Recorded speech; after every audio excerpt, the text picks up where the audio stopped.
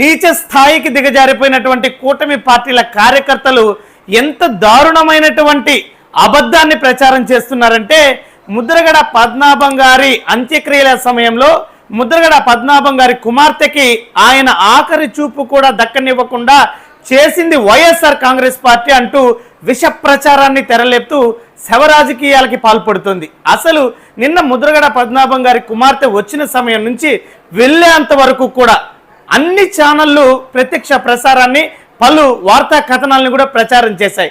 ఆ సమయంలో కనీసం ఒక్క వైఎస్ఆర్ కాంగ్రెస్ పార్టీ కార్యకర్త కానీ, నాయకుడు కానీ ఆవిడని వ్యతిరేకించినటువంటి పరిస్థితి కనిపించిందా? ఆవిడ వచ్చిన సమయంలో స్వయంగా వారి తల్లి వ్యతిరేకించారు, ముద్రగడ పద్మనాభం గారి సోదరుడు వ్యతిరేకించారు, అదేవిధంగా వారి అనుచరులు వ్యతిరేకించారు. కానీ ఎక్కడా కూడా వైఎస్ఆర్ కాంగ్రెస్ పార్టీ కార్యకర్తలు కానీ, నాయకులు కానీ ఆవిడని అడ్డుకున్నటువంటి పరిస్థితి లేదు. మరి కూటమి పార్టీలు ఎంత దిగజారిపోయి నీచ రాజకీయాలు చేస్తున్నారంటే, దీనిని వైఎస్ఆర్ కాంగ్రెస్ పార్టీకి ఆపాదిస్తూ వైఎస్ఆర్ కాంగ్రెస్ పార్టీ ఈ రకంగా చేస్తుందని విష ప్రచారానికి తెరలేపారు. మరి ఈరోజు ముద్రగడ పద్మనాభం గారి కుమారులు ఒక లేఖని విడుదల చేశారు.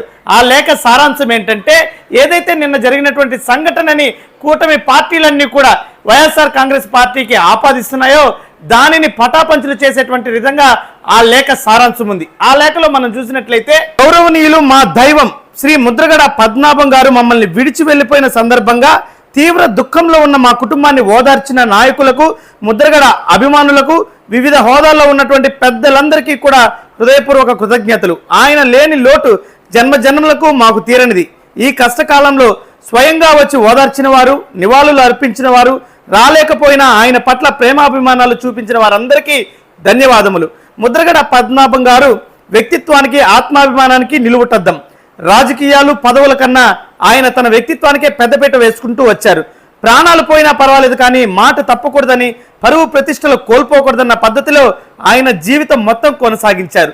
తన మరణానంతరం ఏం చేయాలనే కార్యక్రమంపై మా కుటుంబ పెద్దలకు, కుటుంబ సభ్యులకు తగిన నిర్ణయాలను చాలా స్పష్టంగా చెప్పారు.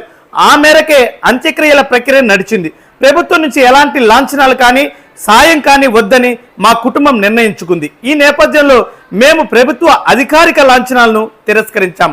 మాజీ ముఖ్యమంత్రి గౌరవ జగన్మోహన్ రెడ్డి గారు ఈ విషాద సమయంలో మాకు అండగా ఉండి ముద్రగడ గారి మీద ప్రేమ, అభిమానాన్ని, గౌరవాన్ని చాటుకున్నారు. మా కుటుంబం మీద ఆయన వాత్సల్యం చూపించారు. వారికి ప్రత్యేక హృదయపూర్వక కృతజ్ఞతలు తెలియజేసుకుంటున్నాం. మా కుటుంబం ఈ విషాదంలో ఉండగా మీడియాలోనూ, సోషల్ మీడియాలోనూ రకరకాల వ్యాఖ్యానాలు వస్తున్నాయి. ముద్రగడ పద్మనాభం గారు వ్యక్తిత్వం, పట్టుదల, ఆయన అభిప్రాయం